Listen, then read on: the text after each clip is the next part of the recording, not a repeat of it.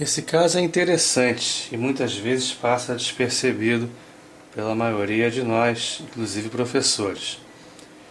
Menos 2, menos 10, menos 50. É uma PG decrescente, porém com razão maior que 1.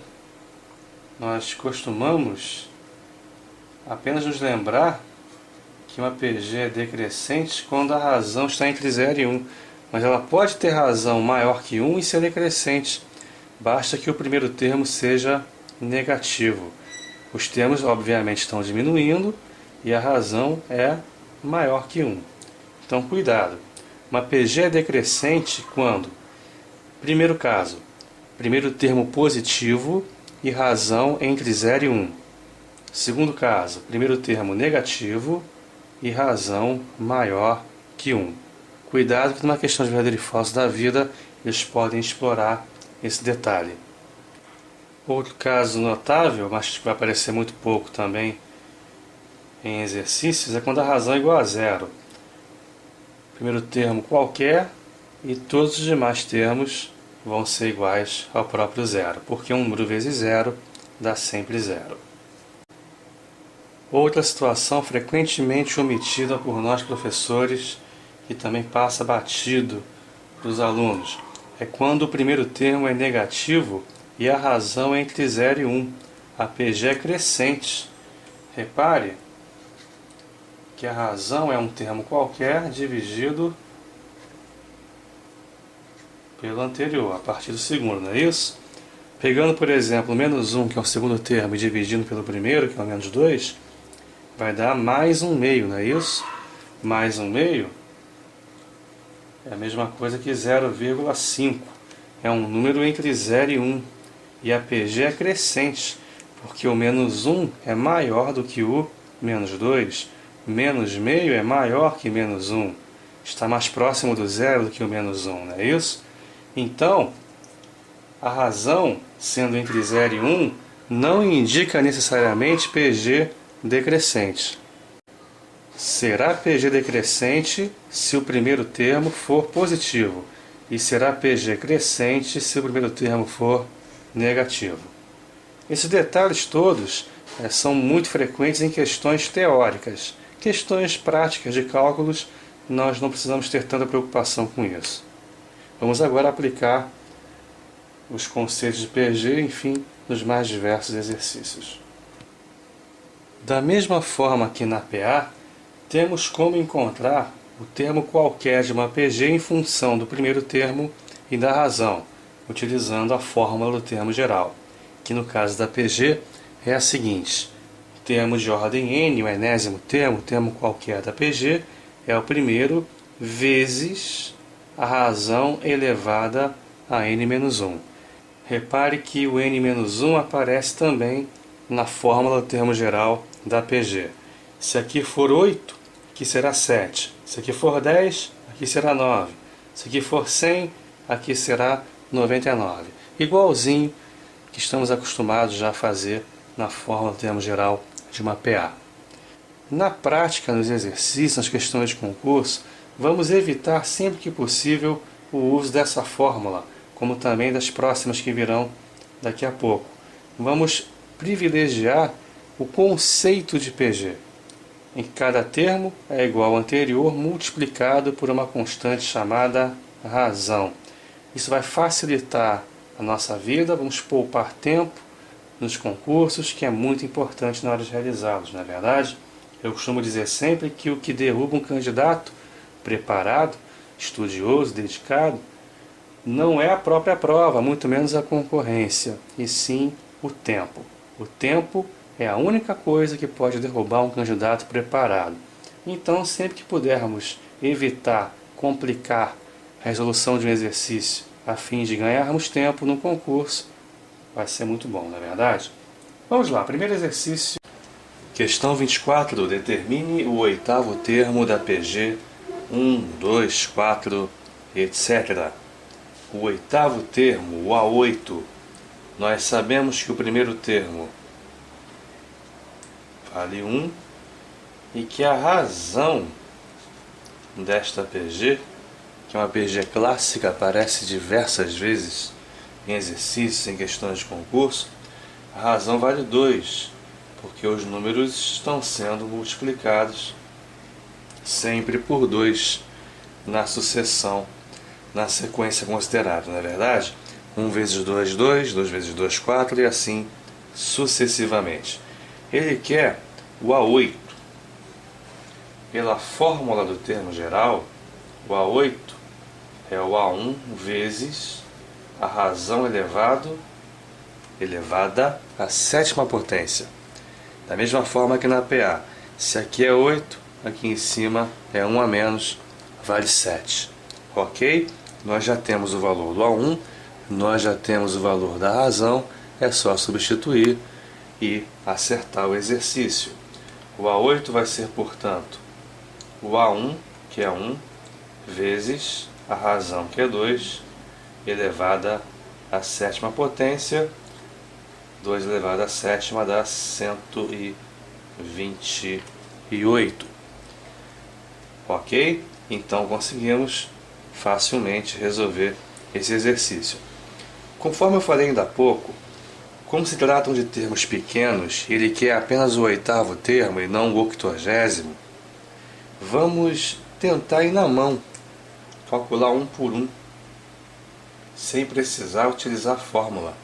Nós já estamos aqui no A3, que vale 4, não é isso? Portanto, o A4 vai ser o A3 vezes a razão, pela definição de PG.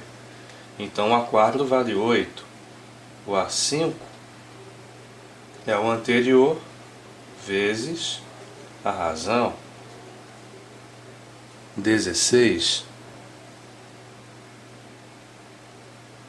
O 6º termo é o anterior vezes a razão.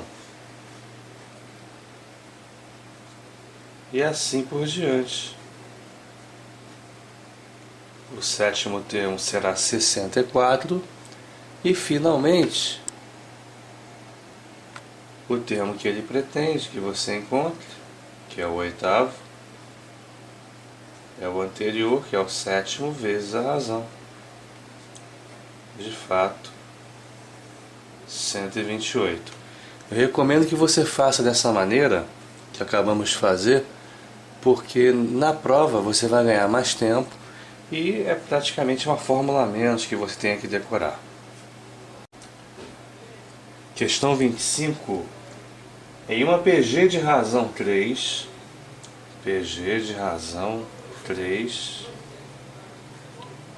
quocientes constantes entre um termo e seu antecedente vale 3. O 7º termo é 1458. Calcule o primeiro termo, calcule o A1. Mais uma vez, vamos lançar mão da fórmula do termo geral, que diz que o 7º termo é igual ao primeiro vezes a razão elevada à sexta potência. Se aqui vale 7, aqui é 1 a menos, vale 6. Tranquilo? Agora é só substituir os valores. Temos 1458 igual ao A1 vezes a razão, que é 3, elevada à sexta potência. 3 elevado a 6 vale 729. Então, 1458 é igual ao A1 vezes 729. Que está multiplicando A1, vai para o outro lado dividindo. A divisão é exata. O valor do primeiro termo é igual a 2. Nesse exercício ele pede o número de termos da PG 4, 8, 16, etc. até o 1024. Uma PG finita. Ele pede o número de termos dessa sucessão. Sabemos que o A1 vale 4 e que a razão vale 2. porque obviamente os números estão sendo multiplicados sempre de 2 em 2. Pela fórmula do termo geral, o AN é o 1024. O último termo da sequência, que vai ocupar a posição N, digamos assim, é o 1024. Nós não sabemos justamente qual é o índice, qual é o valor do N. Se o 1024 é o A8, é o A13, é o A19, enfim, nós não sabemos. Então a incógnita é o N. O 1024 é o termo, digamos assim, entre aspas, geral. E pela fórmula, ele é o A1 vezes a razão elevado a N menos 1. Certo? Temos o A1, temos a razão e temos o AN, que é o 1024. Nós temos que encontrar o valor do N, que está aqui em cima no expoente. Nós temos tudo o que precisamos. O AN, que é o 1024, o A1, que é o 4, a razão, que é o 2, e precisamos encontrar a quantidade de termos, que é o N, que está aqui no expoente. Só substituir os valores e resolver a chamada equação exponencial, que vai aparecer ali. Vai ficar 1024 igual a 4 vezes 2 elevado a N menos 1. Podemos simplificar o 1024 com 4, vai ajudar a gente. Vai ficar 256. Portanto, 256 é igual a 2 elevado a N menos 1. Decompondo 256 em fatores primos, vamos obter 2 elevado à oitava. Portanto, 2 à oitava é igual a 2 elevado a N menos 1. Equação exponencial, se as bases são iguais, os expoentes também o são. Portanto, 8 é igual a N menos 1, N é igual a 9. Portanto, a PG em questão possui 9 termos.